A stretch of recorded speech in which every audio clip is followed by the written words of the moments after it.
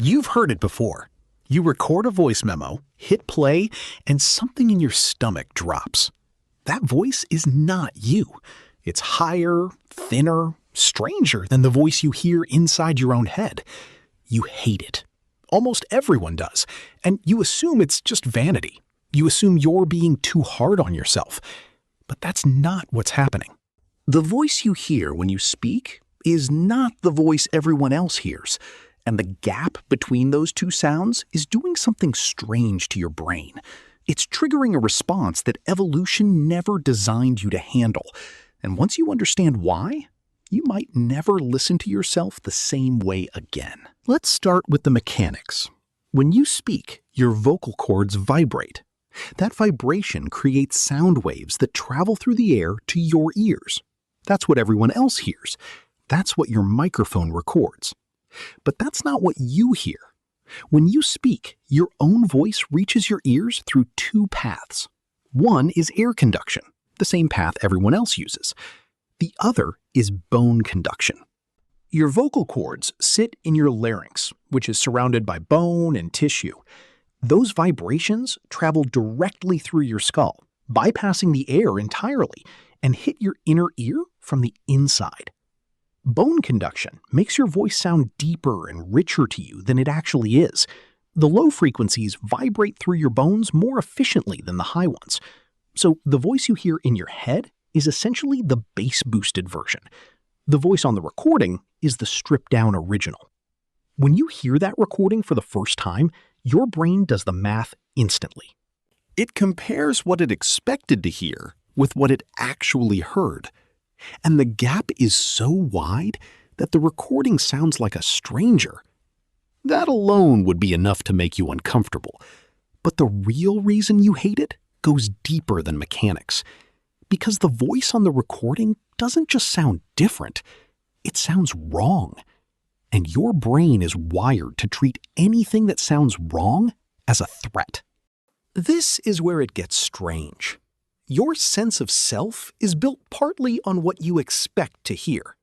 Your voice is one of the most consistent signals you receive about who you are.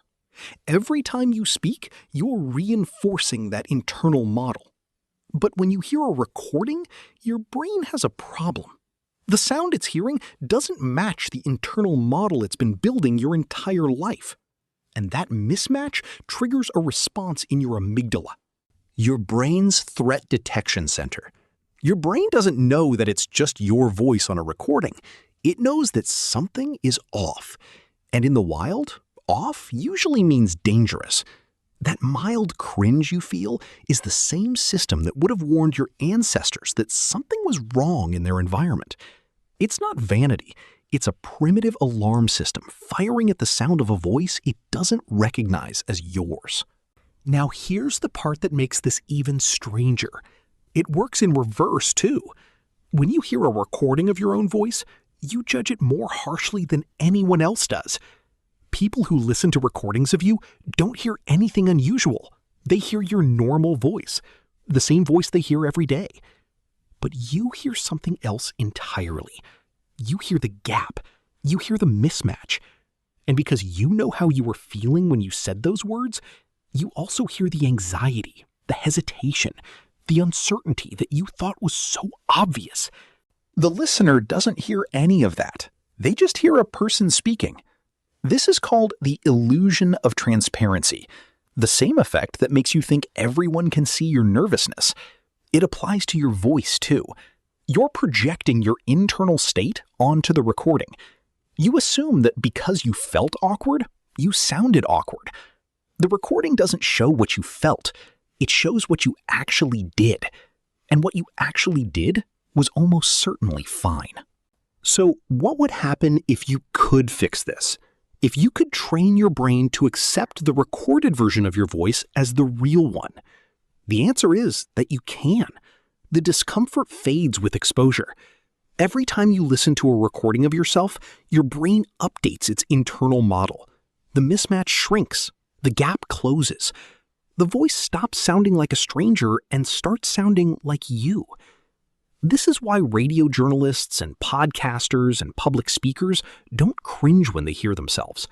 They've done it enough that their brains have recalibrated. Yours can too. But here's the uncomfortable question this raises. If your voice isn't what you thought it was, what else about you isn't what you thought it was?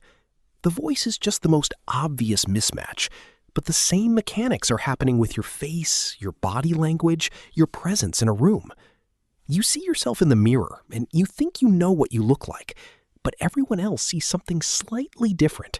The mirror is flipped, the camera lies. Your internal model is always out of date. The voice you hear inside your head is not a reflection. It's a construction, a version of yourself that nobody else has ever heard. And the version everyone else hears is the one you can't stand. That's not a reason to stop listening. It's a reason to listen more. Because the voice on the recording is the one the world actually gets. It's the one your friends recognize, the one your children will remember, the one that makes people trust you, believe you, lean in.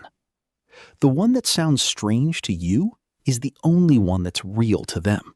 And that should change how you hear it. It's not a bad recording, it's just you. And you've never heard yourself before.